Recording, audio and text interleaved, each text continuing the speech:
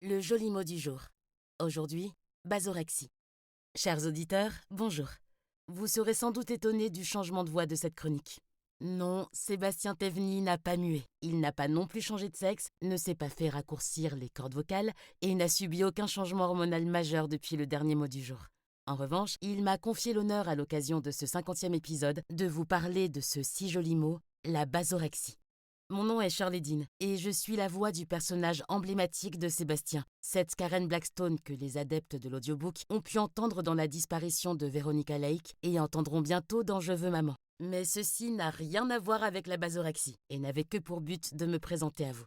Rien à voir, quoique, c'est à voir. Lorsque Sébastien m'a soumis une liste de mots, j'ai ressenti une envie soudaine et irrépressible de vous parler de la basorexie, un mot que je ne connaissais pas. Pour commencer, un peu d'étymologie. D'où nous vient ce drôle de mot?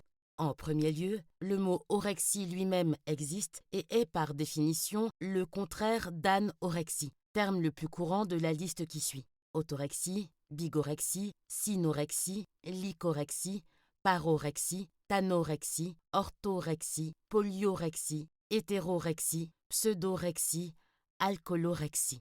Les habitués du grec ancien auront compris qu'orexie signifie le désir, l'appétit, comme l'anorexie désigne le manque d'appétit, le manque de désir de manger. Sur ce modèle, la lycorexie signifie la faim de loup, etc. Mais alors, cette basorexie qui ne figure pas dans cette liste, qu'est-ce donc? En réalité, le mot est récent. Quel appétit, quel désir cache-t-il? Pour le savoir, donnons la parole à Carlos.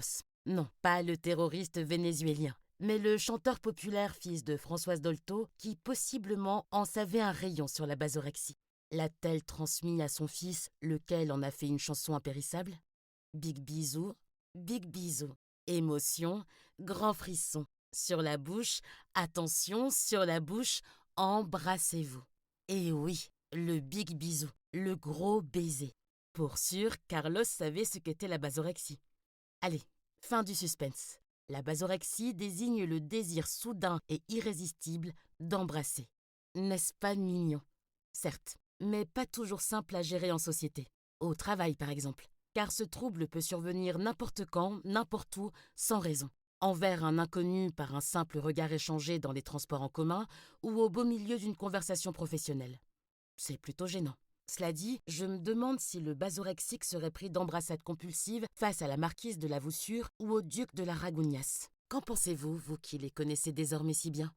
D'où vient ce besoin impérieux d'embrasser? Plusieurs facteurs psychologiques et biologiques se mêlent. Le cerveau humain est programmé pour réagir à des stimulations sensorielles et émotionnelles. Question d'amygdale qui régule les émotions et de cortex préfrontal qui contrôle la prise de décision et l'inhibition des comportements impulsifs. En gros, quand l'un des deux déconne, ça donne envie d'embrasser à tire-larigot.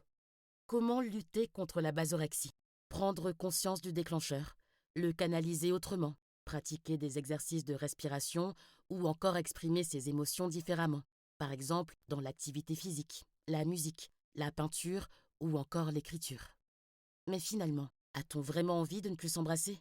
La pandémie de Covid aurait-elle eu raison du baiser? Tous ces coudes à coude, point contre point, checks divers et aseptisés, quelle désolation. Franchement, soyons tous basorexiques et baisons-nous les uns les autres. Ne vous méprenez pas. Rappelez-vous qu'étymologiquement, baiser signifie donner un baiser, un bisou, alors qu'embrasser signifie prendre dans ses bras. Donc oui, baisons. Sur ce, chers auditeurs, je vous embrasse, et Sébastien aussi. Big bisous.